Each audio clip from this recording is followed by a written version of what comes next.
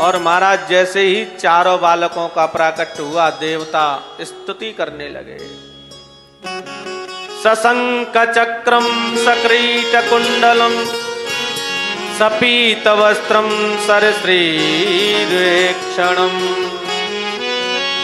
सहार वक्षस्थलको स्तवस्त्रियम नमामि विष्णु सरसा चतुर्भुजम। सशंक चक्रम सक्रीट कुंडलम सपीत वस्त्रम सरसीरुक्षणम सहार वक्षस्थलकोस्तवस्त्रियम नमामि विष्णुम सरसा चतुर्भुजम। चतुर्भुज नारायण के रूप में प्रकट हुए। और जैसे ही महाराज चतुर्भुज नारायण के रूप में प्रकट हुए तो आज मैया कौशल्या कहती है कि प्रभु मैंने तो तुम्हें बालक बनने को कहा था और तुम तो पूरे पिता बन करके आए, पूरे पिता बन करके आए। बोले मैया अवधवासी इंतजार कर रहे हैं, दरवाजा खोलो, दरवाजा खोलो।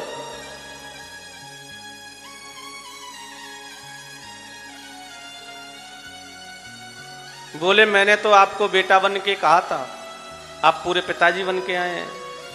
बालक जब आता है ना तो 4 हाथ नहीं होते। तो बोले क्या करूं? बोले 2 हाथ हटाओ, 2 हाथ हटा दिए। तो बोले मैया अब तो दरवाजा खोलो। बोले बालक होता है तो इतना बड़ा 6 फुट का थोड़ी होता है, छोटा होता है। तो क्या करूं? बोले छोटे हो जाओ। भगवान छोटे हो गए। जब छोटे की बात आई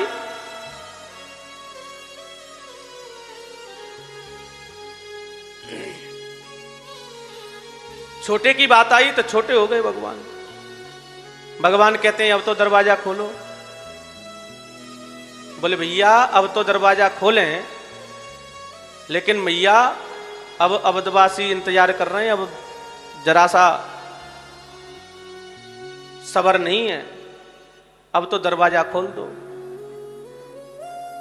मैया ने कहा कि जब बालक जन्म लेता है ना तो उसके शरीर पर कोई भी वस्त्र नहीं होता। तो बोले क्या मैं नंगा हो जाऊं? बोले हाँ बिल्कुल। बोले मैया अब तो तुम ज्यादा परेशान कर रही हो, कभी हाथ हटा दो, कभी छोटे हो जाओ, कभी नंगे हो जाओ। ठाकुर जी नंगे भी हो गए। तो बोले मैया अब तो दरवाजा खोलो। बोले अभी नहीं, बालक जब होता है तो रोता है। सुनि बचन सुजाना रोदन ठाना होए बालक सुर भूपा। ये चरित जिगावई हरि पद पावई तेन परे भवकूपा। बोले मैया अब तो अवधवासी इंतजार कर रहे हैं, अब तो खोल दो। आज अवध में आनंद चारों भैयाओं का दर्शन करने के लिए अवधवासी लालायित हैं। अयोध्या नगरी आज दुल्हन की तरह सज रही है। बड़ा भाव किया है। और आज सभी ग्वालवाल जितने भी अवधवासी हैं आज सभी एकत्रित हुए और एकत्रित होते हुए आज एक दूसरे को बधाई दे रहे हैं और बधाई ले रहे हैं।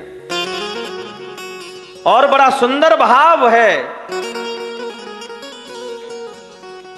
चारों ललना प्रकट भये आज अवध में, क्या लड़ुआ बटे।